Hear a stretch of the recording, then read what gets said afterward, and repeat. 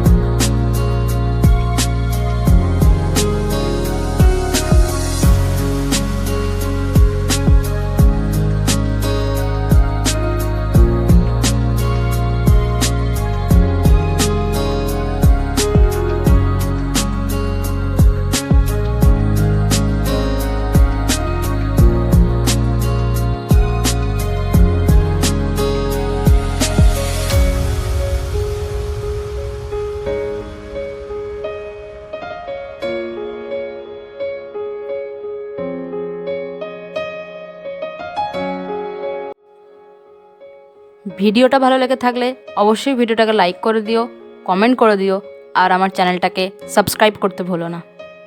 দেখা হচ্ছে নেক্সট ভিডিওতে। বাই।